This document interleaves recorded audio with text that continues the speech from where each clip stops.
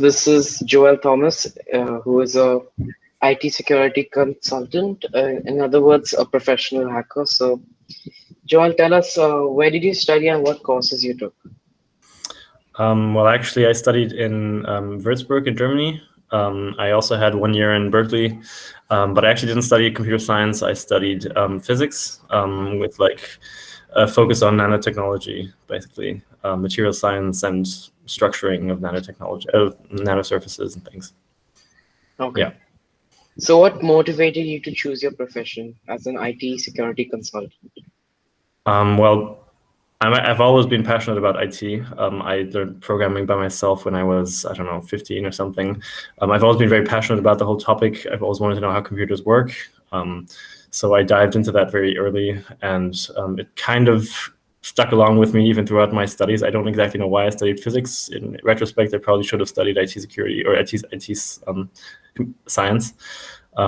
Yeah, but I realized that is my passion. So after I finished studying physics, I kind of went back into that field.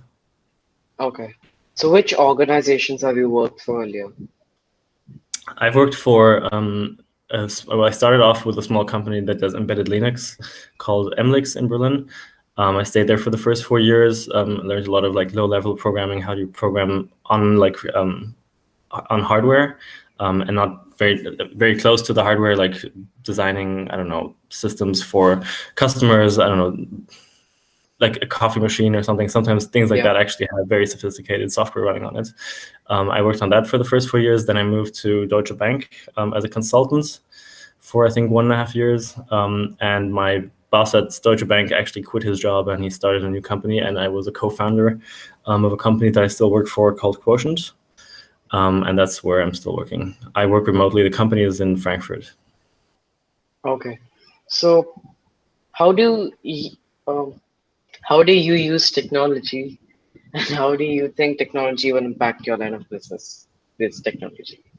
Okay, well, I mean, IT generally is all about technology, so it's everywhere. There are, I mean, nowadays there's a lot of stuff happening in the open source community, so I think that's something which one has to monitor very closely. It's moving more and more towards open sourcing things, and technology definitely affects every corner of IT.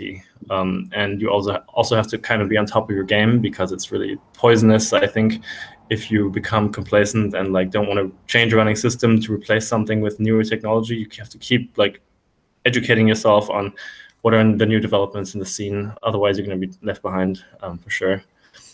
So I think having a good eye on the technological developments is going to be really important going forward in this field for sure.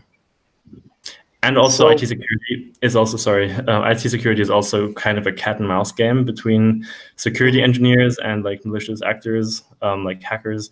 Actually, it's a constantly, they discover a security flaw and you try to fix it or mitigate it somehow. So you're constantly involved in understanding technology and the technical implications of introducing new features. Sometimes you introduce new vulnerabilities with that. So you constantly have to be on top of that. All right. So, what skills should someone have to succeed in your field? Well, I think, to be honest, in this field, it's not so much about skills; it's about dedication and like having a real passion for it. So it's really dedication. You just have to like be willing to donate or dedicate a lot of your time to actually learning the stuff. I think anyone can become a professional hacker or a professional coder or whatever. You just need to dedicate a sufficient amount of time to it and actually be passionate about it. The skill itself, like I think the individual tasks, when you break it down, are not really complex. It's just there's a lot of like know-how that you've gained over the years that come together into that field. So yeah, I mean, it's kind of like when you play an instrument. Nobody can really teach you to play a piano at a certain level. They can teach you the basics, but to become really good, you have to just keep playing and keep practicing and be dedicated and passionate about it. Yeah. So, how do you measure success? That's a tough question, I would say. I think measuring success is, for me at least, is being passionate about what I do. Like not having to do something I don't want to work on. Like actually enjoying the work that I do. And maybe in a more specific sense, it's building services or providing services and yeah, providing services that others are willing to pay for, that actually add value to them. Like there's a lot of so-called snake oil in the industry, where people sell products that are supposed to like help prevent hackers or malware or mitigate against certain attacks, but they don't really work. So they're just selling a snake oil product basically, which actually doesn't really work. So for me, selling something that actually gives value is a definition of success. Yeah. So what guidance you have for those who are looking to pursue a similar career? Well, I think I mentioned it before. I think don't expect people to teach you IT. If you're really interested into learning that stuff, just grab a book or go online, Google a topic that you're interested in, and then start working on that. I think a lot comes from within, like your own dedication.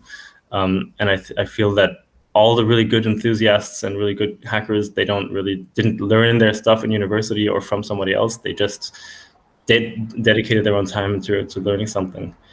And I think that's really important in IT security. Yeah. Okay. Yeah. Thank you. Thank you, Joel. Thank you for your time. Sure. See you later.